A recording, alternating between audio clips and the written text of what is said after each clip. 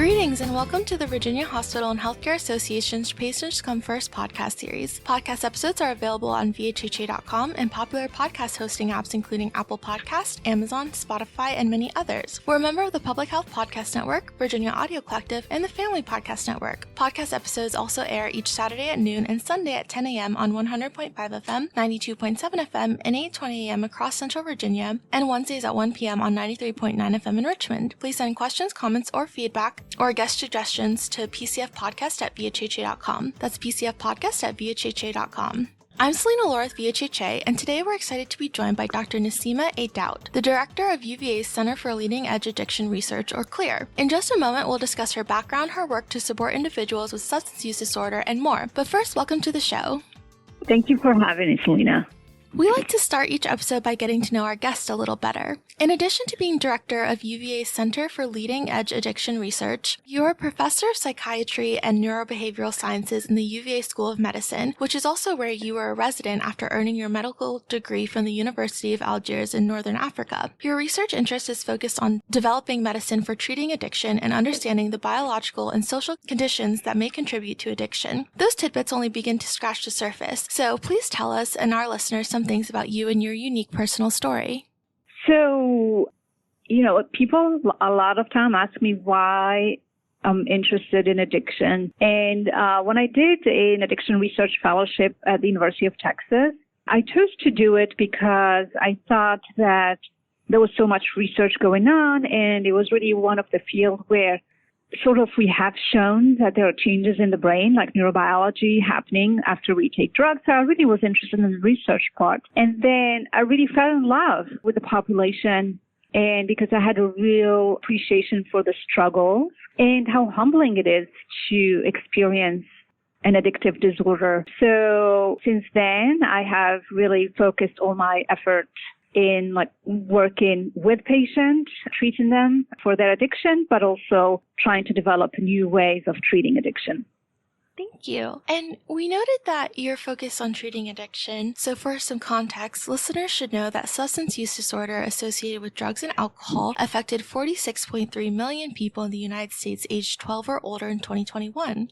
In Virginia, overdose deaths related to illicit and prescription drugs have been rising. In 2021, an average of 7 Virginians died of drug overdose each day. With that background, Can you clinically define the characteristics of substance abuse and share your observations about substance use disorder trends? Absolutely. So substance use disorder, also sometimes called an addiction, is a psychiatric and medical disorder. And some of the key characteristic of symptoms of the diagnosis is, to take larger and larger amount of the substance and develop a sense of tolerance where you have to increase the dose to experience the same effect. If you don't take that substance, you experience either physical or psychological withdrawal symptoms. There are cravings associated with use, preoccupation with use, their attempt to stop and not being able to stop. And really, the use start to consume your life and take, control of your life, your work, your family, and have really negative consequences. It's unfortunate, the opioid epidemic is a multifactorial problem, and there were a lot of reasons for why we got to where we got. And although there are a lot of changes, positive changes that have happened, we're still struggling. We're still seeing people dying from opioid overdose on a daily basis, and mainly because it's still challenging for some to access treatment. And also, some of those who manufacture drugs have gotten to manufacture very potent drugs that are more and more addictive, and it doesn't take much to kill someone. So we continue to see a trend. We see more people involved in treatment, which is a very positive thing, but it's still not enough. We also see people who are involved in treatment and not stay in treatment because when someone experiences addiction, it really affects every aspect of their life. So just treating the behavior, the addiction itself, the craving, is not enough. It really requires addressing addiction from a biopsychosocial approach, which means, helping these people regain control of their use, helping them get jobs, helping them get housing, helping them develop skills, treating their psychiatric illness that's often associated with it. So it really requires all that to get the results that is needed.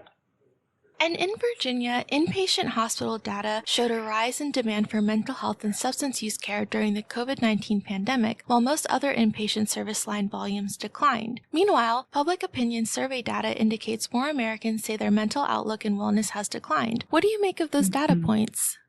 It is very alarming, and it is accurate. You add an opioid epidemic and then COVID lockdown, and it is a perfect recipe for a mental health crisis. Now we see that everywhere. It is really hard to try to get access to care. Again, there's a lot of new ways. There is telemedicine that it has really helped and eased access to treatment, but the need, it's so big that I think it's going to take us a decade to reach where we need to reach. But a lot of times when people have a mental health problem, and then with COVID, social isolation, and stress associated with that period, mental health crisis has gotten worse, and a large amount of population have relied on other alcohol, substances to cope, and something we don't talk a lot about, which is behavioral addiction. Whether it's excessive gaming, excessive shopping, excessive eating, something to cope. So we see a lot of that currently. A few moments ago, we mentioned the UVA Center for Leading Edge Addiction Research. One intriguing clinical trial that's underway is focused on the use of sound waves to try to reprogram brain cells to combat cocaine addiction. We should note that while sound wave technology is used in medical imaging and other treatment applications, this particular clinical trial is a novel approach to combating substance use. If you would, please tell us about the work of the center generally and share some insight about that particular clinical trial. The Center for Leading Edge Addiction Research, also known as CLEAR, is fully staffed with research coordinator, nurses, physicians, social workers, and research investigators, including myself. So one of the focus of our CLEAR Center has been on developing new intervention for different type of addiction, from alcohol use, meth use, cocaine. We do different things. Recently, we piloted a helpline where we set up a sort of an 800 number during the COVID sort of crisis where people could call the helpline and get connected with treatment. And we also asked these participants to sort of give us feedback of what's needed. And it's no surprise what was needed. It's a lot of access to treatment for opioid addiction. But one of the comments that we got was they liked talking to people, that in this era of technology, people find it hard to access care because it feels pretty overwhelming when you have to go online and click so many clicks to get anywhere. So having a phone number to call and talk to someone, they found that to be very helpful. And I'm really pleased to see that there are a lot of now helplines that are available. There is a suicide hotline. I know Virginia has also now at the state level has a sort of a helpline for addiction that people can call. So this is the way to go, where people call and talk to someone who could sort of orient them. We have tried different medication to reduce craving for addiction. And we even finished a trial on the use of TMS, or transcranial magnetic stimulation, that is approved for depression, but we use it to see if it helps people using alcohol. So we do very different trials, but all our trials are focused to try to find ways to helping people struggling with addiction. Thank you so much. And is there anything else that you'd like to add about the focused ultrasound and that research? Absolutely. So focused ultrasound is really new. So what we know is when we use a drug for a long period, it does change the brain. And it changes the brain in the way that the drug use or the substance use become really compulsive. And although the person knows that they should stop, they're unable to stop. If you talk to people with addiction, they're like, I know the right thing to do. I know that I should stop. I know that I shouldn't be drinking, but I don't even think about it. I just do it. And a lot of times they're like, it's just a habit. I can't stop. And because there are changes in the brain that happen that make it compulsive. Just like somebody had obsessive compulsive disorder and had to wash their hands or check the door hundreds of times, it becomes similar where it's just like nonstop. They have to do it. So, in thinking about that, I was thinking of like, that would really be nice if we could be a little bit more precise in addressing the addiction problem. When we give a medication, medication affects multiple organs. It does affect the brain, affects many areas, affects your guts, it affects your balance, it affects a lot of things. And thinking about that is like, what if we could develop something that could be very precise? And with focus ultrasound, I thought there would be an opportunity to try it to really develop this sort of more precision medicine. And right now, I'll say a word about what is focus ultrasound. So focus ultrasound is like a magnifying glass that can focus beams of light on a single point inside the brain. And it uses what we call acoustic lenses to concentrate multiple sound waves. It really uses just sound waves on a point in the body, in the brain. So, we do some imaging like MRI to see how your brain is and then localize the area that we want to target with a focus ultrasound. And we're able to be very precise. So we can reach deep in the brain that we were not able to reach before. And we can really target small areas of the brain. And it's very precise and accurate. And there is a very quick recovery. A lot of people don't even feel anything. It lasts 10, 15 minutes. And then you're like, okay, I'm back to work. It is FDA approved currently for the treatment of essential tremor or Parkinson's disease, people struggling with tremors. And it's been because of the safety and because of the precision, it's been tested for a lot of things. We are testing it for addiction, trying to really target an area of the brain that before has not been targeted. But because of the focus ultrasound, we're able to go a little deeper and be precise. But it's also being tested for pain, for seizures, for other sort of disorders because of its safety and, again, its precision. And you've kind of touched on this already, but if someone listening to this is struggling with substance use disorder or knows someone who is, what guidance would you offer or what treatment resources would you encourage them to pursue? That's a great question. So one thing, I've done addiction research now for 2 decades, and one thing that is clearer with every year that passes is addiction treatment should be individualized. There is no one thing. That's why there's so much research. Not everything works for everyone, and we have to find what works for each one. So having choices is really helpful. And I would encourage people to talk to their primary care physician saying, I have issues, I have an addiction issues, and they could refer them. They can also call our helpline is 1-877-OPIOIDS, 1-877-OPIOIDS, and somebody will get on and refer them, offer them advice, find places, even help them with transportation if transportation is an issue. But talk to someone, talk to a provider, and know that, the providers are not going to judge you or shame you because of your use. They will refer you, if they cannot help you, to places where they can help you. So please don't delay treatment, and please don't hesitate to contact us.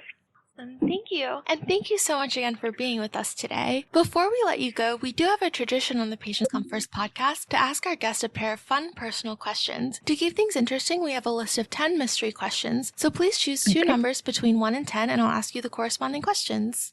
5 and 8. All right. Number 5. If you could spend the day with one person from history, living or otherwise, who would it be and why?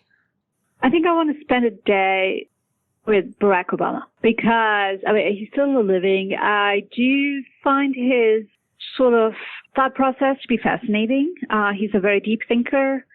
And whether we agree or not with his sort of political view, I do find him to be such a deep thinker. And he had such a positive view of life, like that I really want to spend a day with him and really try to understand how he thinks about a lot of the problems, humanity problems, because I think he really can think at that level. I think I would appreciate that. I love that answer. And number 8, tell me one memory from your life that whenever you think of it, it makes you smile. I think from memory, there's so many that are coming into my mind. Okay, so when I was a child, a small child, I was fascinated with pecan flowers. To this date, I don't know what it was, but I was so fascinated that I would make my parents, if we're in a car, stop the car. If I'm by meadows or like prairies where there are like a lot of wildflowers or flowers, I'll make them stop on the side, and they have to open the door and let me out, and I'll pick flowers. It makes me smile because I have such an appreciation for my parents having the patience to just stop where they were going so I can go into picking flowers. And I have these memories of picking these big bouquets, and they look pretty wild. And, thinking back, they probably did not look good, but I do remember bringing these probably weeds to the car and showing my parents and being very proud of it. And my parents would be like, wow, this is so good. And it repeats every time we go out. So, it makes me smile that they indulge me into these things and that they saw the beauty of these weeds that I used to collect. So it really makes me smile.